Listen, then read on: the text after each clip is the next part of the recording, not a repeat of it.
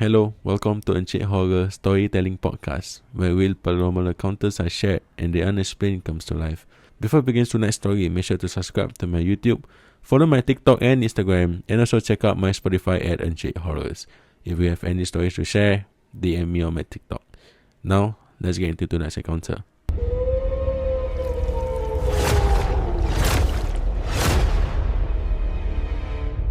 This story is about a son came back for the last time.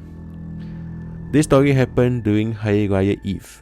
Takbir Raya was playing on the radio while everyone in the kampung was busy preparing for the next morning.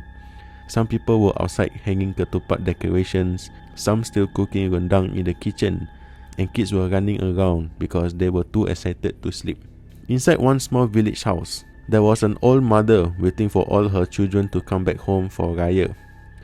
One by one arrived throughout the evening. The house slowly became lively again after being quiet for months. Her daughters were helping in the kitchen, their grandchildren were sleeping in the living room, and everyone was happy to finally gather again. But one person still hadn't come back yet. Her youngest son, Sofian, not real name. The mother was especially close to him because he rarely visited due to work. So the whole night, she kept waiting and looked outside every few minutes. Earlier that evening, Sofian called her. "Mak, sorry, I think I'll be late. Still got work stuff, haven't settled yet. Don't wait for me, okay? I'll probably reach around 9. The mother laughed softly and replied, "Mana boleh tak tunggu? Drive carefully." In translation, "Why can't I not wait? Drive carefully." After the call ended, she sat near the front door while listening to the radio. 9 p.m. came. No Sofian. She told herself maybe traffic was bad because everyone travelling back to kampung for Raya. 11 p.m. Still nothing.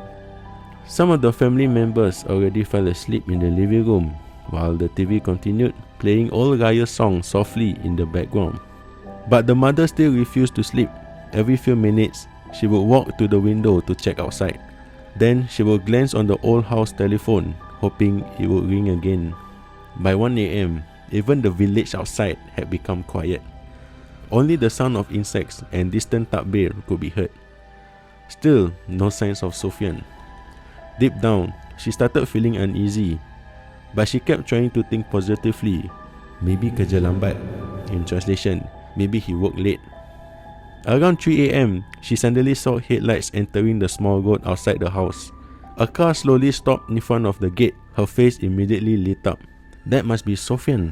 She quickly stood up and waited the door happily. A few seconds later, but something instantly felt strange. No Assalamualaikum, no voice calling for her, just knocking. The mother slowly opened the door. It was Sofian. Standing there quietly, his face looked pale and tired. His clothes looked messy, like he had gone through a rough night. Before she could even ask anything, he simply took her hand, salam quietly, kept his head down, and walked straight into his room. No smile, no hug, nothing. He just walked straight into his room and closed the door. The mother stood there confused for a while. Honestly, she felt a bit hurt because she missed him so much and had been waiting the entire night. But at the same time, she understood maybe he was exhausted from work or driving so late. So she didn't disturb him. Before sleeping, she even told one of her daughters softly, "Sofian dah balik. Jaga caw dia. Pergi dia rehat." In translation, Sofian has returned home. Do not disturb him and let him rest. The next morning, first day of Raya, the house became busy again very early.